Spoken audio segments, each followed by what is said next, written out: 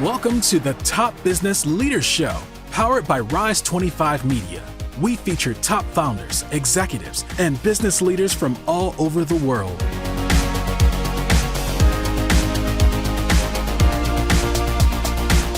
Hi, Chad Franzen here, co-host of the Top Business Leaders Show, where we feature CEOs, entrepreneurs, and top leaders in the business world. This episode is brought to you by Rise 25. We help B2B businesses reach their dream relationships and connect with more clients, referrals, and strategic partnerships, and get ROI through done-for-you podcasts. If you have a B2B business and want to build great relationships, there's no better way to do it than to profile the people and companies you admire on your own podcast. To learn more, go to rise25.com or email us at support@rise25.com. My guest today is Jack Siney, a 7-time entrepreneur with several successful exits and a nationally recognized sales leader. He is the founder of FrontRace, a decision intelligence platform that helps companies identify and measure what drives success and turn it into real-time guidance for revenue teams. Jack works with organizations deploying AI across sales and operations, bringing a practical operator's perspective on how to turn AI into measurable results. Jack, thanks so much for joining me today. How are you? Thanks for being here. That was a long intro. Listen, I appreciate my last name. My whole life has been screwed up in so many different ways. So the first name, it was good. I got Siney right? Yeah, Siney's great. It obviously rhymes with Heine. So my whole life, there's been a lot of permutations of my last name. And so first name normally folks get. So I appreciate the flip-flop for the intro. Good. So. Well, it's great to have you today, Jack. Thanks for having me. Appreciate it. You started your career in government procurement with the U.S. Navy. How did that experience kind of shape the way you think about buyers, data, and business problems? Oh, sure. I think like most folks, I went to school Eastern Shore of Maryland, small school, and when you grow up in the Mid-Atlantic, if you've never been in that area, a lot of stuff revolves around the government and how the government works, the federal government, and so one of the things they do, they reached out to some of the schools, and they have this program where they help you learn government procurement and all. And so I got into that program right out of when I graduated undergrad, and so it definitely throughout my career I've been involved in the government process on either the government side or the vendor side almost my whole career. So it certainly was not planned, but it's played out that way. And I didn't even plan to go work for the Navy. It was just opportunity presented itself, and here we are. So tell us a little bit more about kind of your journey between that time and founding FrontRace. Sure. So I started my career on that side, and then got my MBA and came back, and I started working with PricewaterhouseCoopers, trying to working on some government projects. How do we be more efficient? A kind of a constant mantra with the government. And then ran into a gentleman who was working on some technology in the public safety space. And so kind of flipped to the other side, helping government agencies, public safety agencies operate more efficiently. We put some technology in the laptops that were in the police vehicles here in the late 1990s, early 2000s.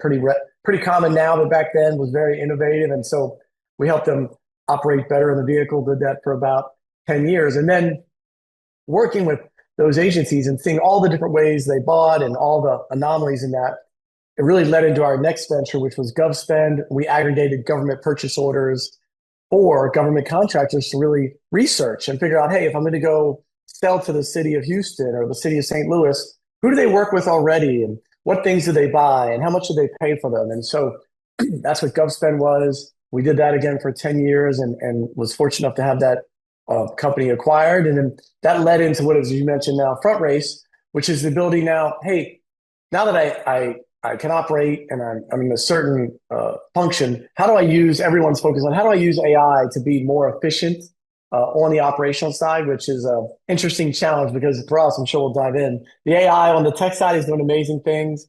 On the business side, just more challenging to really drive efficiencies. And so that's what FrontRace helps companies do. Awesome. So you founded 7 companies, exited 5. What lessons from maybe those experiences have directly influenced how you're building FrontRace or have built it so far?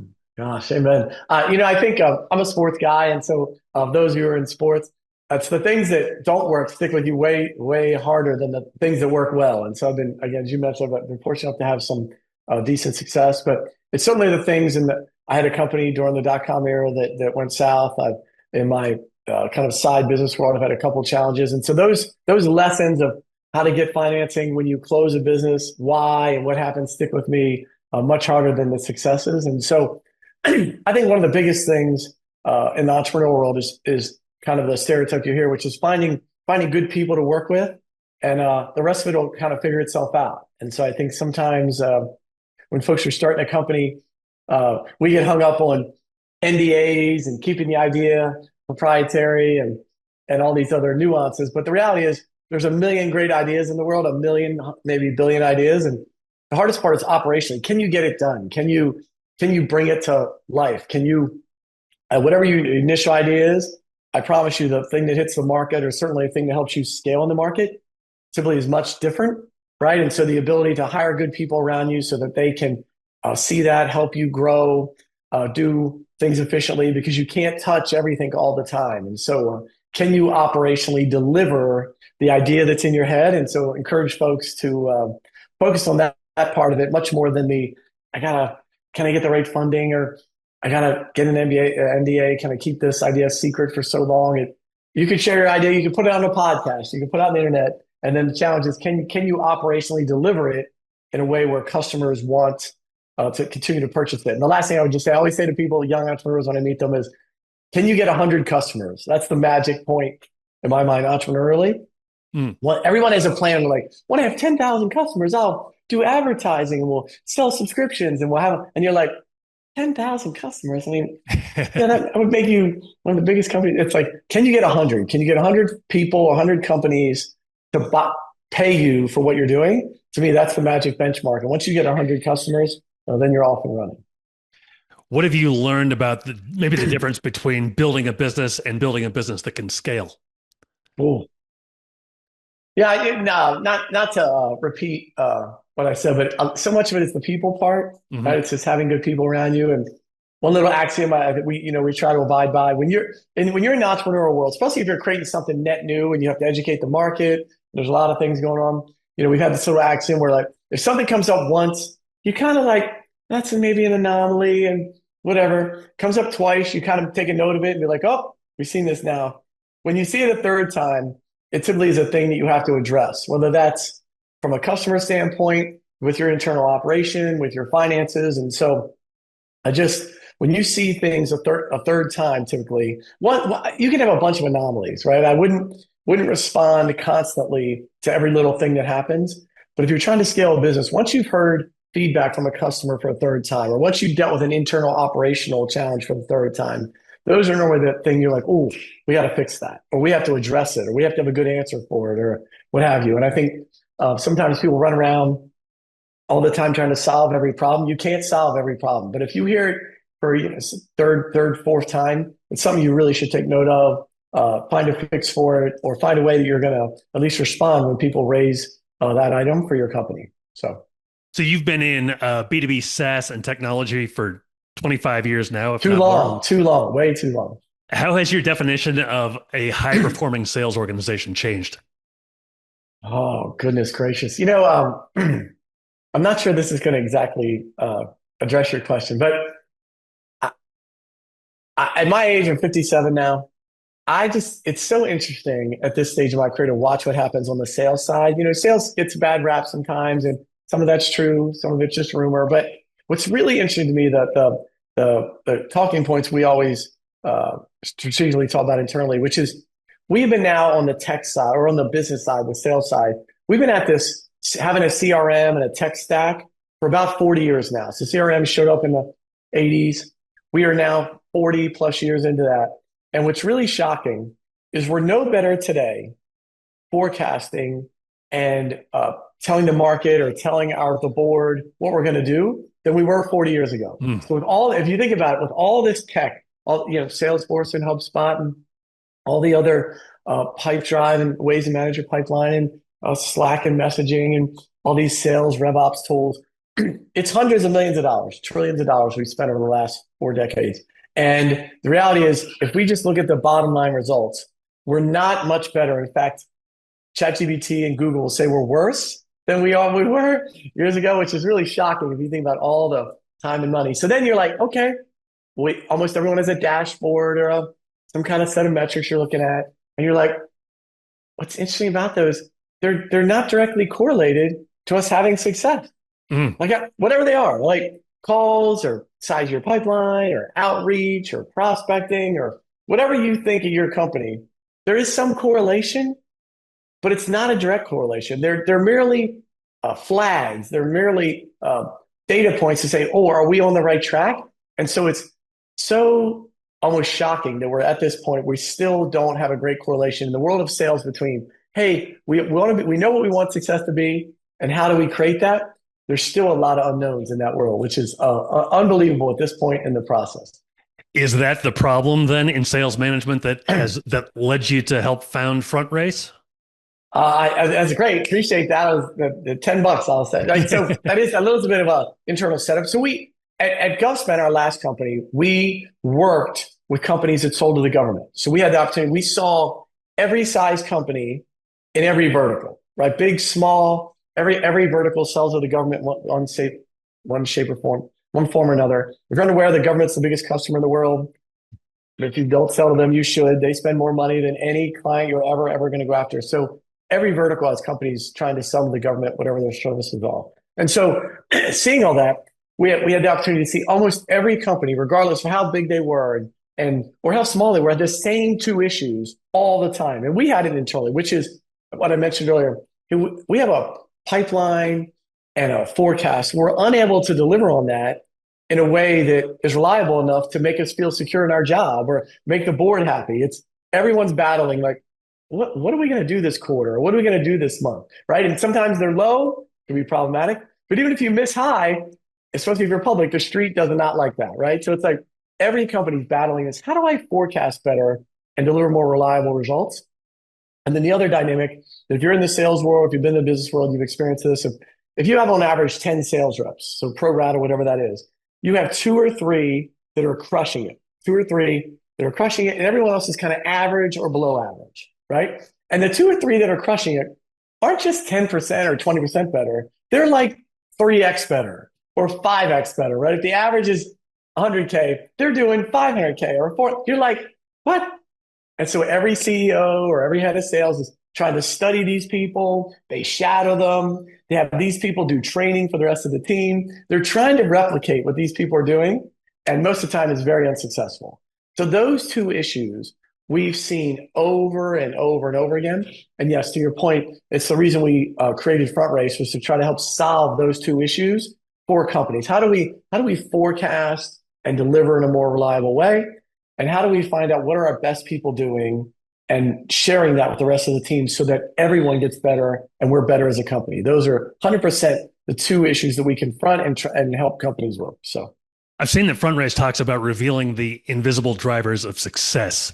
What are those, and why are they hard to identify to the eye? So good. I appreciate that. So let's go to the second part. So if you have 2 or 3 people in your company crushing, right?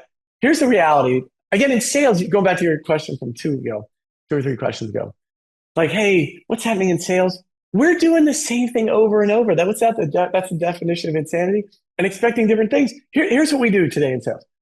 Just forget bad hires. If you have a bad hire, just forget that. But so every once in a while we hire bad people. But if we hire good people, we teach them well, we train them well, right? You teach them the product, the pitch, the pricing, the FAQs. You teach them all the big things, right?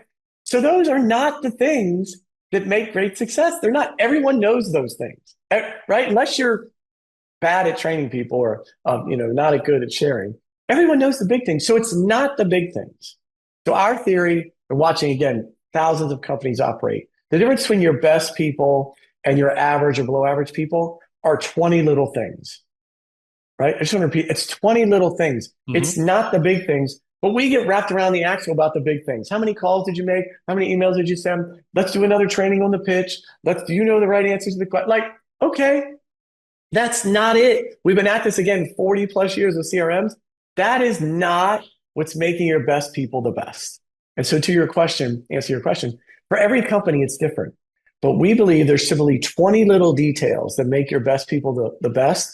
And those are things like the following. And that's what we help you study and look at the micro details of what people are actually doing inside your company.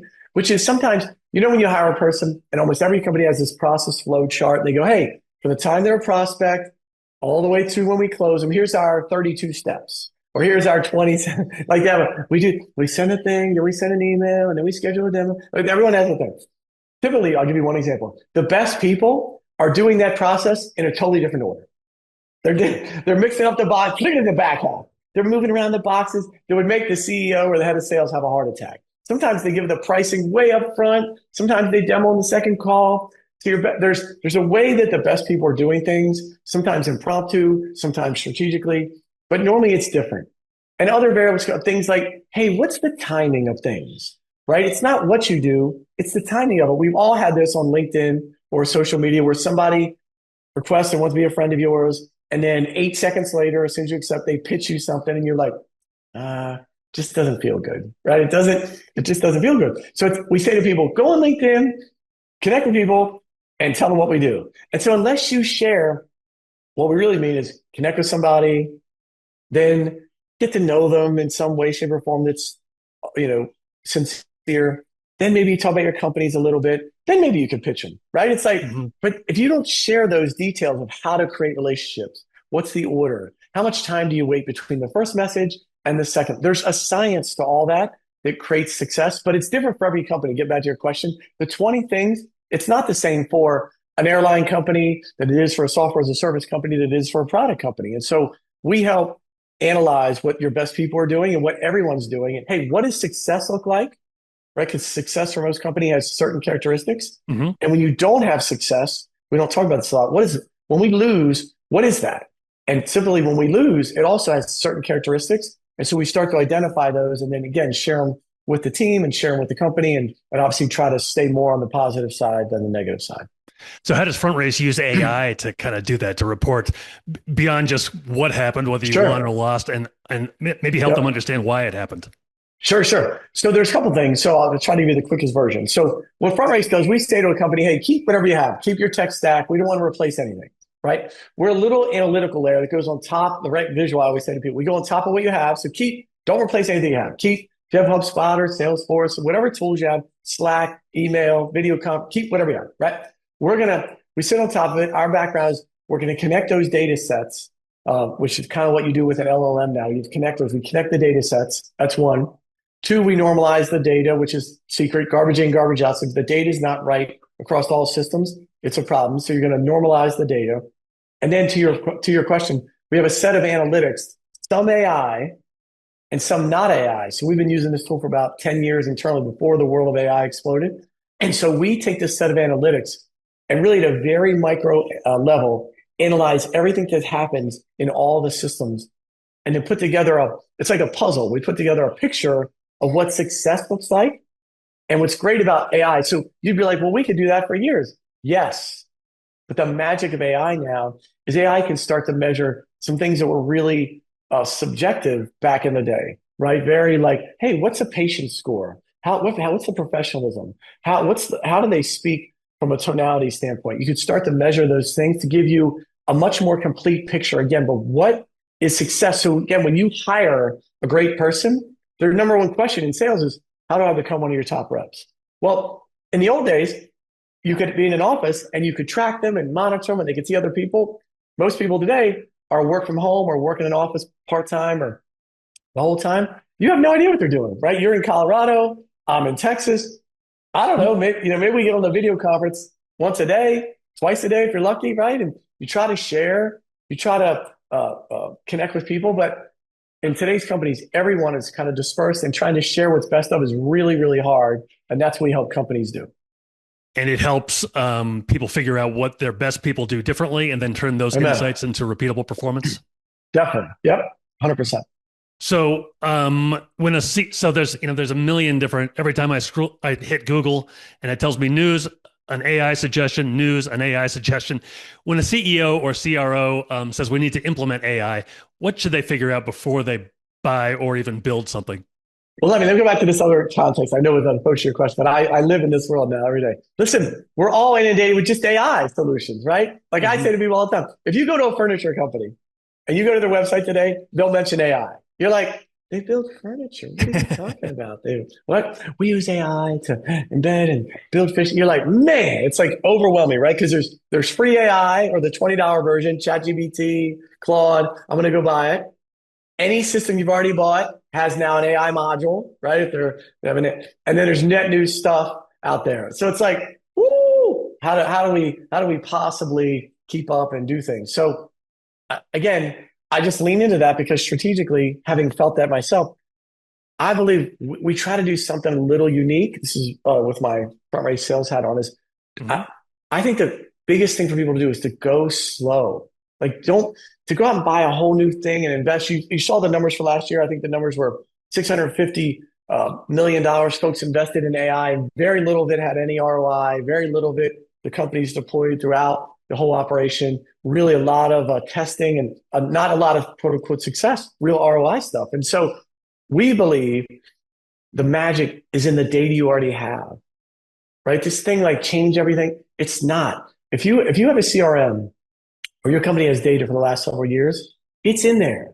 The problem is it's disjointed a little bit. It's not standardized. It's in a couple different systems. Like some's in your video conference system, some's in your Slack, internal Slack system, some's in your CRM, some's in your email, some's in your social media if you're doing LinkedIn. And people are just not connecting the dots. And so to your question, we believe that the things to do to be great for the next 5 or 6 years is getting your data in order, right? Garbage in, garbage out. If you're analyzing the wrong data, you can take Claude and put it on top of the wrong data. It's going to come out wrong, right? Understanding the process. We help people understand what success really looks like. And then having some AI models that, what's the right word? Stay on track. So we all know the AI hallucinates and it'll drift. And so we do some things internally to help folks make sure that the analytics you get from your AI model keeps you strategically aligned. I'll give you one quick story. Mark Cuban said a couple weeks ago, I love this quote. He said, the problem with AI right now, if you ask a question 5 times with the same data, you're going to get 3 different answers. Mm-hmm. It's a real thing because the way the AI models work, they go out and search everything, they get all the data they can, and then they rejoin back up and give you the analytics. Well, it's not the same every time. It doesn't rejoin the same every time. And if you don't think that's true, go do something like that. Go ask any question about your business and then say you don't agree and watch the AI model change its answer 3 minutes later. You're like, no, I don't really agree. I think that's wrong. And so really challenging. So we do some things at a very micro analytic level to keep your analytics online, make sure that the AI, which has amazing capabilities, delivers a result that's actually accurate and not just some semi-made up answer from the analytics. I noticed something about activity intelligence when looking into FrontRace. What does that reveal that traditional sales metrics maybe don't? Sure. So it's really interesting. This part of sales kind of gets a black eye or a bad rap. Just to go back, years ago when Gong showed up on the scene. So if you're unfamiliar, Gong kind of will record sales calls and do transcripts and do some analytics. Great tool. I think they're worth $3 or $4 billion or maybe more. Great tool. But when Gong came out, people were like, you're going to listen to all my calls and analyze what I'm saying? And so similar today, it's like sales reps could be like, you're looking at my stuff, you're looking at what I'm doing and when I'm doing. And so activity management for years was kind of this keystroke or what are you doing through the day and how much work did you do and how many emails did you send and how many minutes were you on calls? When we talk about it, we're really not talking about are those metrics relative or give you some insight into whether you'd be successful? Maybe, right? But again, we really go at a really micro level, which is what are your successful people doing? Not judging it, but what are they doing? Maybe, some CEOs, CROs don't hear that in the now work from home world. Maybe some of your best people, they're evening people. And so you know what they do all morning? They go to the gym at 6 a.m., then they go eat breakfast, then they do some personal things, and they don't throw up a work thing until 10:30. Mm-hmm. You know what I mean? But if they're going from 10:30 until pick it 8 at night, and doing their thing, that's a real thing. And if that's what makes them great, why do you care? Like, isn't it about what makes them great? Like at the end of the day in the sales world, we all had a sales rep that's so good. You're like, whatever Mary's doing, just let her keep doing it. Right. But what we want to do is kind of peel back the onion and be like, what is Mary actually doing? And what does that look like? And some of it's really nuanced of like subtleties, like building relationships. Like, well, Mary found out that Chad went to the University of Colorado. And so when they won the field hockey championship, send him an email and said, hey, congratulations on alma mater getting another NCAA championship. Like stuff like that is so small, but it's intuitive for some people, and for other people, it's not. And so unless you share what's actually happening and how it happens, it all gets lost. And so we try to, like, when we talk about kind of activity management, again, it's gathering what is everything that's done to get to success? What are all the things, not just, I say the historical metrics people have on their dashboard that, again, don't have a direct correlation to whether you have success. Because if they did, if the magic was, because some people I know listen to this and be cynical, if the magic was number of calls and number of emails, then the people that got to those numbers would get to their sales goal. And we all know that doesn't happen. So tell me a little bit about the team at FrontRace. I know that you guys have been together longer than just FrontRace has existed. It's maybe the third time you've built a company with the same core team. Yeah, this is so going back to your first question, like how do you find success? When you find good people, you try to hold on to them and stay in the game with them. It's super hard. We kind of take it for granted sometimes. And by the way, when I talk about good people, there's a lot that goes into that. It's not just, hey, surround yourself with really smart people. You have to be able to work together synergistically. What you have to complementary skill sets. You have to also deal with each other when you're having bad days and good days. Is there goodwill built? And so, our team. This is our third endeavor together. I mentioned we had Advanced Public Safety, and then GovSpend, and now FrontRace. And so, a lot of members have been with us through that journey, and finding good people and trying to lean on them. And what's great is you get to this stage, you trust them. Because what happens? My soapbox. I believe we all know the stats. 9 out of 10 startups don't make it. But what happens is that things happen in an operational part of a company, and even you and I, Chad, we would be a part of a sales call or a product rollout, and we might look at it differently. You know what I mean? You might think it's great, and I might think it's average. You might hate it, and I might love it, right? So ultimately, it's trying to find a team. You don't want everyone to be just yes people, but you have to find a way. Like the way I look at it is the way you look at it, or if not, can we talk about it in a way that we discuss all the variables and we reach an agreement that this is right or wrong, right? And what happens sometimes if you hire people in a sales call, they'll filter really important pieces of information. You never hear about it as the head of sales or the person responsible, and we lose the deal. And then when you go back, and sometimes when we lose, it's the only time we're more attentive.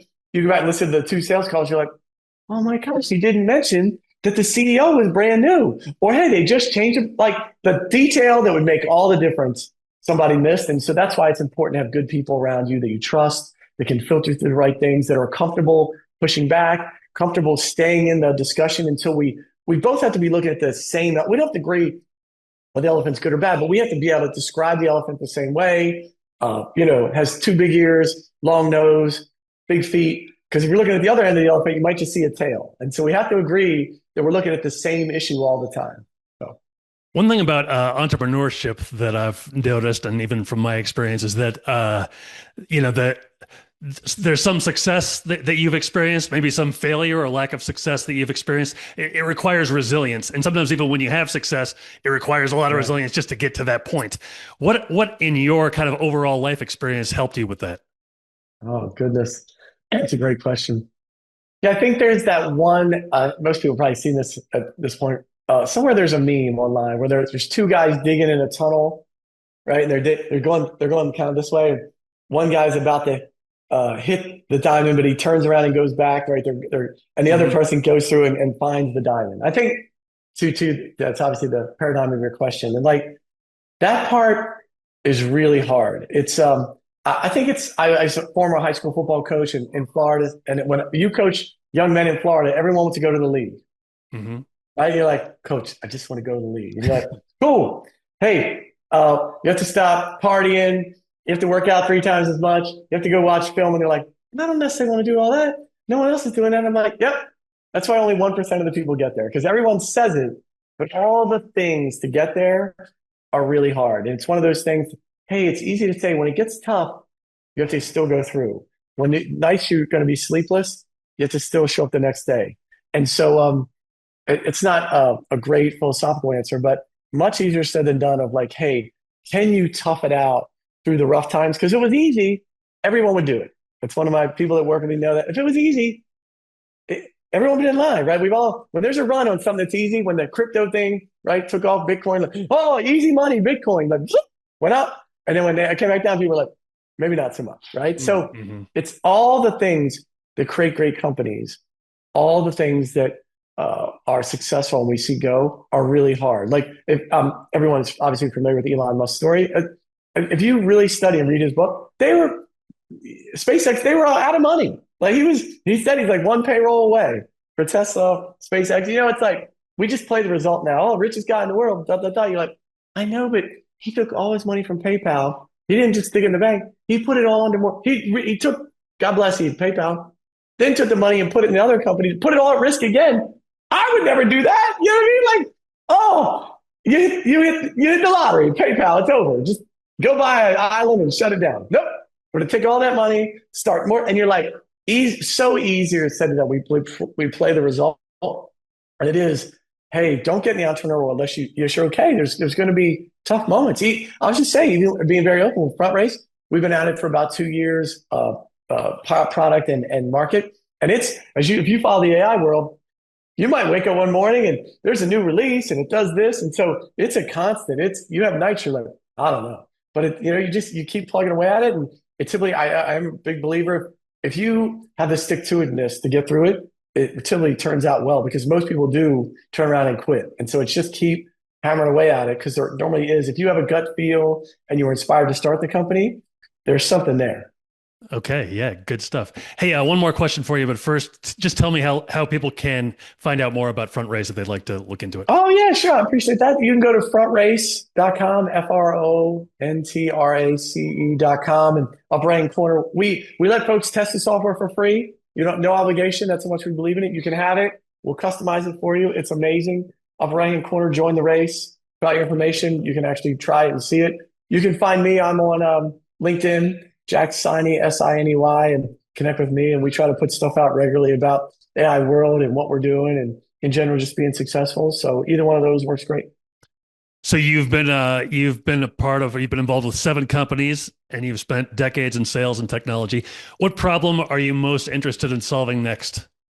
Oh God, going back? It's this. And the things I've done have really been educating the market, trying to, hey, here's something new. And so, going back to earlier in this interview, the soapbox, I just think we've been doing sales the same way for so long. Hey, go get a CRM and get your dashboard, and here's your KPIs.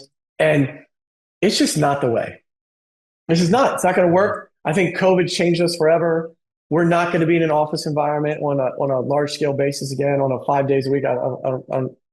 Anybody I know is not going back to that, most people. And so we're going to have to find a different way to measure and help people be successful. And so I think that's really intriguing.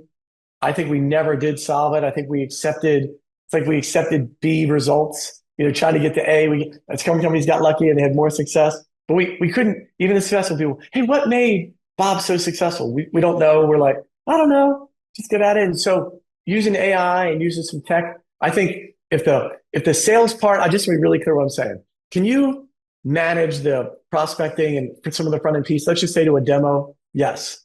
Can you imagine the pricing and finishing the contract? Yes. It's the middle. It's in the middle. What makes the deal happen was a big black hole. And I believe now with AI and FrontRace being one of those solutions, we can shed a light onto 80% of that black hole. Is it perfect? No. I would never claim we can one-to-one guarantee success. But what was a big black hole, what made people great?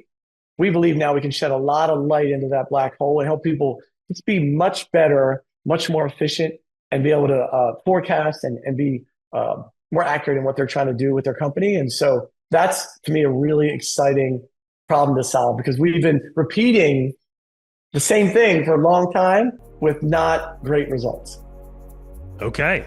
Well, hey, it's been very interesting talking to you, Jack. I've really enjoyed it. Thanks so much for giving your time to me today. Thanks for having me. I appreciate it very much. God bless. Stay safe. You as well. So long, everybody. Thanks for listening to the Top Business Leaders Show, powered by Rise 25. Visit rise25.com to check out more episodes of the show and to learn more about how you can start your own podcast.